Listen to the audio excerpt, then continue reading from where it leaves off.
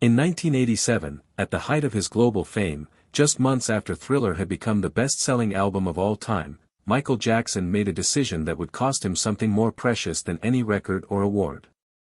He was 28 years old, worth hundreds of millions of dollars, recognized on every continent, but none of that mattered when church elders presented him with an ultimatum that would tear his family apart. What they demanded was simple, brutal, and according to their doctrine, non-negotiable. Michael Jackson said no. And in saying no, he walked away from the only spiritual home he had ever known. But to understand what happened in that moment, we need to go back to where it all began. Back to 1963, to a working-class neighborhood in Gary, Indiana, where a young mother named Katherine Jackson was about to make a choice that would shape the spiritual lives of her 9 children for decades to come. Katherine had been Baptist, then Lutheran, but abandoned both religions when she discovered extramarital affairs involving the ministers of each church. She was searching for something real, something authentic. Then one day, a Jehovah's Witness knocked on her door. Katherine later described the moment as predestined. When she was just 12 years old, she had attended a Bible study class with witnesses, and somehow, she had been waiting for this reconnection ever since. The timing felt divinely orchestrated. That same year, Katherine Jackson was baptized in the swimming pool at Roosevelt High School in Gary, Indiana. Her husband Joe initially supported her decision, even participating in Bible studies, but ultimately chose not to become a member himself. From that moment forward, Katherine dressed her children in their finest clothes every Sunday and walked them to the Kingdom Hall. Of the 9 Jackson children, 3 would become especially devoted. Rebbe, the eldest daughter. Toya, the 5th child.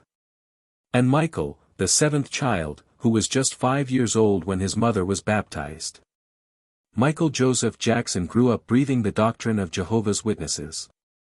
While the exact date of his baptism remains unconfirmed, there are rumors he was baptized in 1978 at an international convention in Munich, Germany, though these accounts come only from second-hand forum posts and cannot be verified by primary sources. What is confirmed is that by the early 1980s, Michael was a baptized and extraordinarily active member of the Woodland Hills, California congregation. And when we say extraordinarily active, we mean it literally.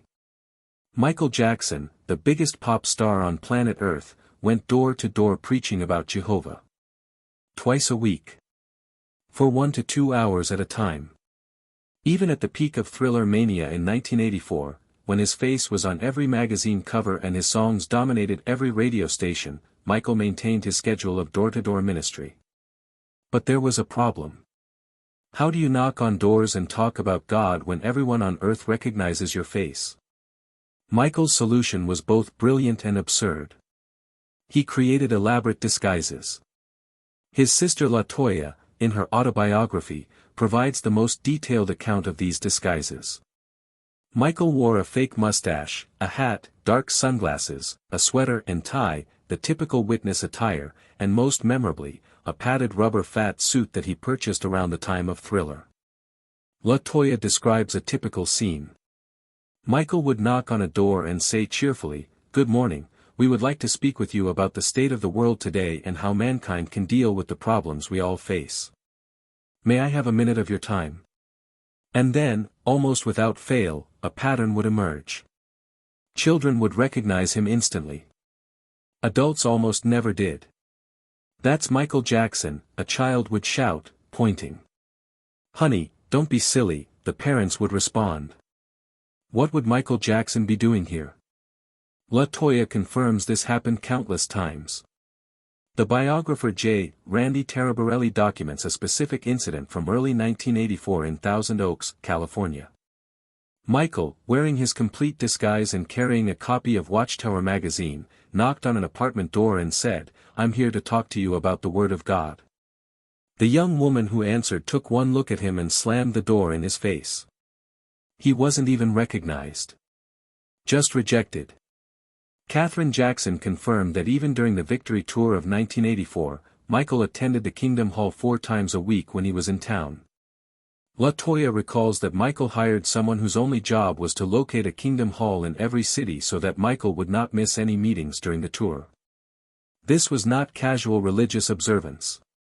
This was deep, sincere devotion. Michael and Toya were especially close. The family called them the twins because of their bond. Toya wrote that Michael and I were very active in the Jehovah's Witness faith.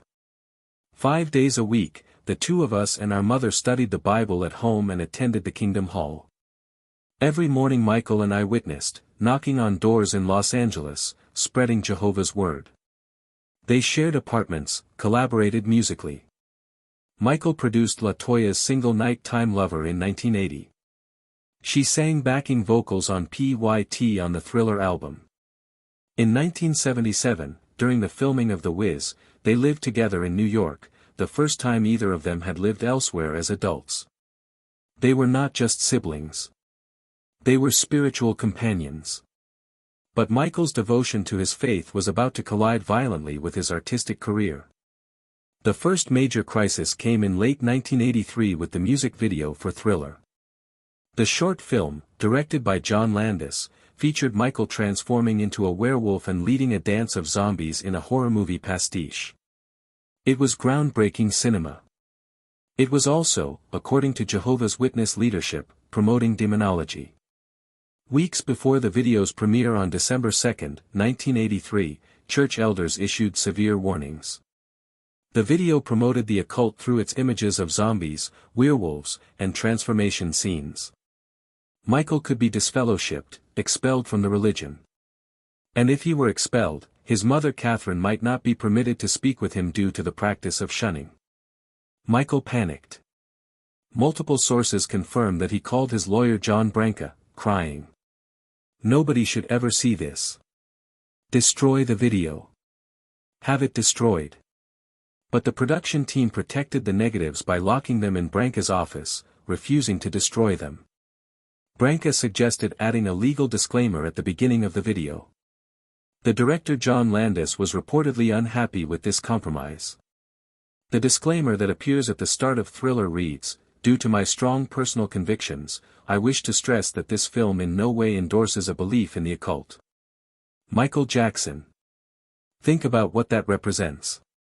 The biggest music video of all time, a cultural milestone that would transform the music industry forever, had to open with an apology because the artist feared being cut off from his mother. But the organization wanted more than a disclaimer. On May 22, 1984, Michael issued a formal apology in the official Jehovah's Witness magazine, Awake. He said, "I just intended to make a good, fun short film, not to purposely bring to the screen something to scare people or to do anything bad. I want to do what is right. I would never do something like that again." Why not? Because a lot of people were offended, Jackson explains. That makes me feel bad. I don't want them to feel that way. I realize now that it wasn't a good idea.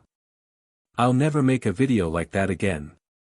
This was an extraordinary public apology in an official Jehovah's Witness publication, demonstrating the serious pressure Michael was under.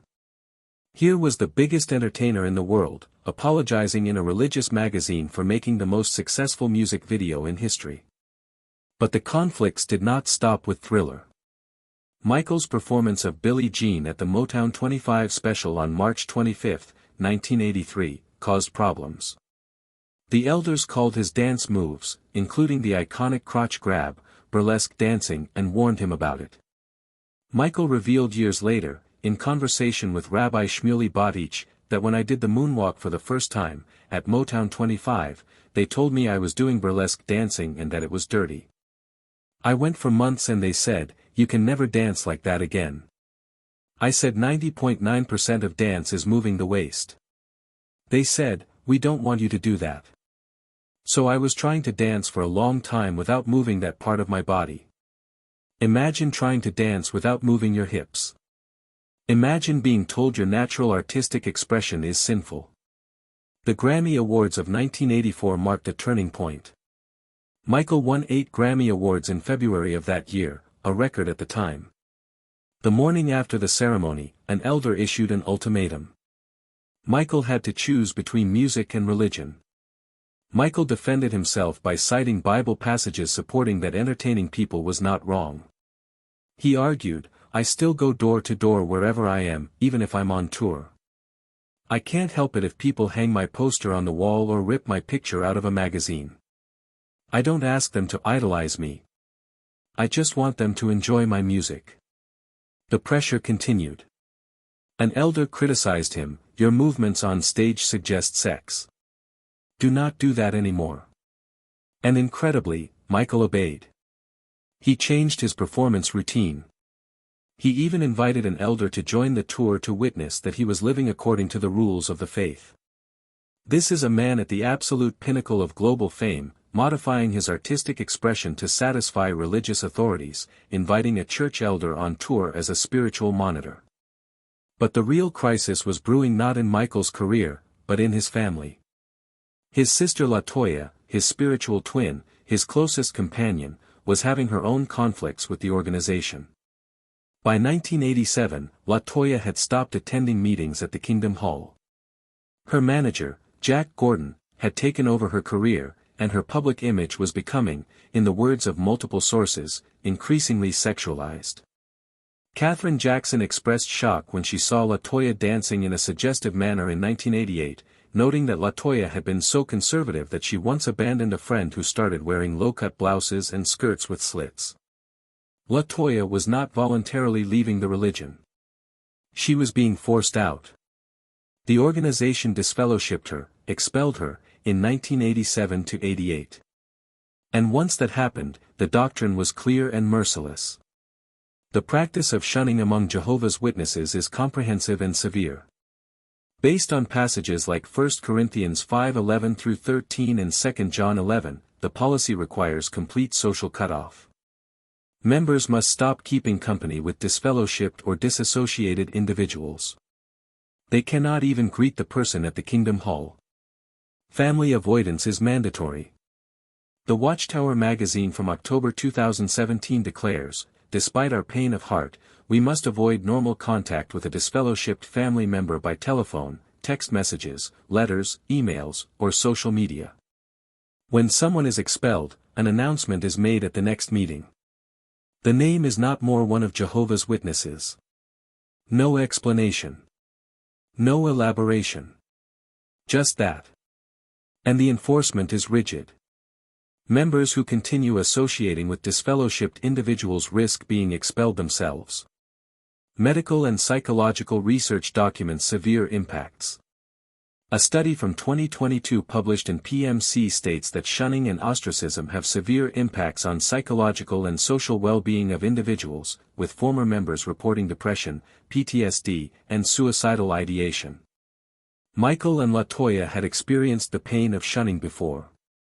They had a friend named Darles, their first and only friend outside the family. When Darles questioned an elder during a meeting at the Kingdom Hall, an elder, Nathaniel Brown, who was married to their sister Rebbe, told Toya, "You are never allowed to speak to Darles again. Never. She has been disfellowshipped." At the time, Michael and Toya obeyed, but they missed her terribly. Toya wrote that for the first time they began to privately reconsider some of the teachings of the Watchtower Society. "We felt that questions should be encouraged, not silenced through threats of expulsion." They had lost a friend. That hurt. But now, the elders were demanding something far more painful. Toya provides the most detailed account of the moment everything changed, on pages 196–200 of her autobiography. "One day I walked into Janet's room and found Michael crying profusely. 'Toya,' he said, 'I can't talk to you ever again. The elders had a big meeting and told me to never speak to you because you haven't been going to the Kingdom Hall. They said if I don't stop talking to you, they'll disfellowship me from the religion. This was the ultimatum. Choose between your sister and your faith. Choose between the person you call your twin, your spiritual companion, your collaborator, and the organization that has defined your identity since you were 5 years old.' The demand to shun Toya, to completely cut off his own sister, the person closest to him outside his mother, was intolerable. Toya reports, Michael decided to disobey the elder's edict and after that never attended another meeting. He subsequently severed his ties with the organization through a formal letter. Multiple sources confirm this sequence. The expulsion of Toya contributed to Michael disassociating himself, as he could not accept the elders' right to dictate that he could no longer associate with his sister. On May 18, 1987, an official letter from Jehovah's Witness headquarters in Brooklyn, New York, stated that the organization no longer considers Michael Jackson one of Jehovah's Witnesses. A copy of this letter was obtained by the Los Angeles Times, as reported by religion writer John Dart on June 7, 1987. A representative of the Woodland Hills congregation where Jackson belonged said that the artist disassociated himself from the congregation and no longer wants to be known as a Jehovah's Witness. The official would not be identified, did not give a reason for Jackson's decision, and said only that he left in the spring. It is critical to understand the distinction here. Michael was not expelled. He was not disfellowshipped. He disassociated himself. He voluntarily wrote a letter removing himself from the organization. This was his choice, though it was a choice forced by an impossible ultimatum. But here is the cruel irony. Whether you are disfellowshipped or whether you disassociate yourself, the result is exactly the same. Both result in mandatory shunning. The announcement is identical. The name is no longer one of Jehovah's Witnesses. The treatment by the congregation is identical. You are cut off. In fact, according to Gary Botting, author of The Orwellian World of Jehovah's Witnesses and himself a witness, leaving the religion voluntarily is worse than being expelled. If you voluntarily reject God's holy organization on earth, that is the unforgivable sin, the sin against the Holy Spirit. According to Watchtower Doctrine from July 15, 1985, those who disassociate themselves by voluntarily abandoning the Christian congregation thus become part of the Antichrist. The Watchtower from 1992 declares, our attitude toward apostates should be that of David, who declared, "Do I not hate those who intensely hate you?" Michael Jackson, the man who preached in disguises, who attended meetings 4 times a week, who hired Kingdom Hall locators for world tours, who modified his dance moves to please elders, was now classified as part of the Antichrist. Because he refused to stop talking to his sister. The timing tells its own story. Late 1986 to early 1987, Toya's problems with the organization began. Early 1987, elders demanded Michael shun Toya. Early 1987, Michael stopped attending meetings. Spring 1987, Michael's formal letter of disassociation. May 18, 1987, official Watchtower letter confirming his departure. June 1987, public announcement. May 29, 1987, Toya left the family home on her 31st birthday. August 31, 1987, the Bad album was released. Multiple factors contributed to Michael's exit. The career tensions had been building for years. Thriller in '83 with its occult imagery. Billie Jean with its bedroom scene, public disapproval. Dance movements criticized as sexualized. Bad in '87 with Smooth Criminal showing firearms, which witnesses are forbidden to own, and Dirty Diana with sexually suggestive lyrics. The Grammy ultimatum in '84 demanding he choose between music and religion. Tara Borelli's biography states, Michael could not reconcile his lifestyle and career with the strict principles of the religion. In fact, it is almost impossible to be a Jehovah's Witness and be an entertainer. But it was Toya, his twin, his spiritual companion, that made the situation impossible to sustain. When forced to choose between institutional loyalty and familial love, Michael chose love. The consequences were severe and lasting. Katherine Jackson stated she was not required to completely shun her son, but we can no longer talk about matters of faith, which is a shame. She never asked Michael what happened and said she never intended to ask such questions, as it is strictly forbidden for a witness to discuss faith issues with former members, even if they are family. Think about that. A mother cannot discuss spiritual matters with her son. The thing that had bonded them, the door-to-door ministry they had shared, the Kingdom Hall meetings they had attended together, all of it was now forbidden territory in their relationship. Years later, even after officially leaving, Michael's identity remained intertwined with the faith.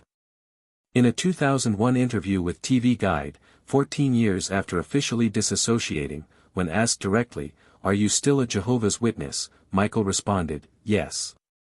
I did, what we call pioneering, full-time preaching. We do 90 hours a month.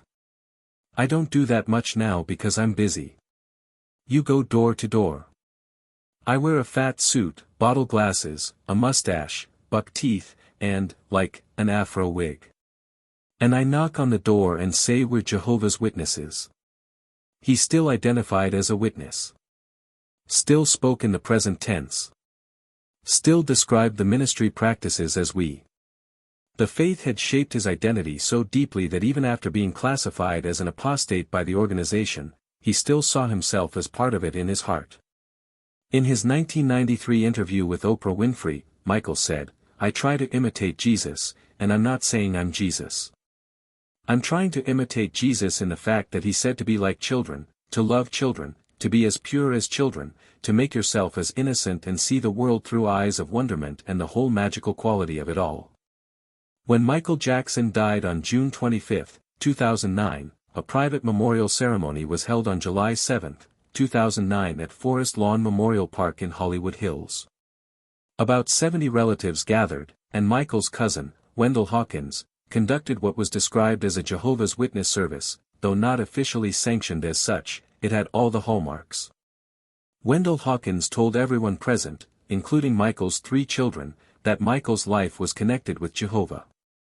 Bible passages read included John 3:16 and Ecclesiastes 9:5, the passage stating the living know they will die, but the dead have no consciousness of anything, a core Jehovah's Witness doctrine. The service was not held in a Kingdom Hall. According to Watchtower regulations, disassociated members cannot have services in the Kingdom Hall. The Kingdom Ministry from March 1997 states, "What if the deceased was disfellowshipped? The congregation would generally not be involved. The Kingdom Hall would not be used. However, a family member conducting a service is permitted under certain circumstances." Within a week of Michael's burial, his 3 children, Paris, Prince Michael I, and Prince Michael II, were photographed attending the Kingdom Hall with their songbooks and preaching door to door with Katherine Jackson. According to a source, Michael had told someone in 2004 that he wanted them raised by his mother as Jehovah's Witnesses if anything happened to him. Even in death, even after 22 years of being classified as an apostate, Michael wanted his children raised in the faith that had defined his childhood. The faith he could not leave behind, even after it forced him to choose between his religion and his sister. Even after it classified him as part of the Antichrist for choosing familial love over institutional obedience. This is the story that rarely gets told about Michael Jackson. We talk about his music, his dancing, his troubled later years, his eccentricities, his legal battles. But we rarely talk about the young man who wore a fat suit and fake mustache to knock on doors and talk about Jehovah. We rarely talk about the global superstar who modified his dance moves to please church elders. We rarely talk about the son who gave up his spiritual home rather than abandon his sister. In 1987, church elders demanded that Michael Jackson shun his sister Toya, that he cease all contact with her, that he treat her as if she did not exist. They demanded he choose between his twin, his spiritual companion, his collaborator, and the religion that had defined him since he was 5 years old. They demanded he prioritize institutional loyalty over familial love. And Michael Jackson, at 28 years old, at the height of his fame, said no. He wrote a formal letter. He walked away. He accepted the classification as an apostate. He accepted that he could no longer discuss faith with his mother. He accepted the loss of his spiritual community. All because he would not abandon his sister. When he celebrated his first Christmas in 1993, he said he felt he had betrayed my religion. The guilt lingered. The identity persisted. In 2001, he still called himself a witness. The faith had marked him so deeply that even official disassociation could not erase it. Michael Jackson chose human love over institutional obedience. And that choice haunted him for the rest of his life.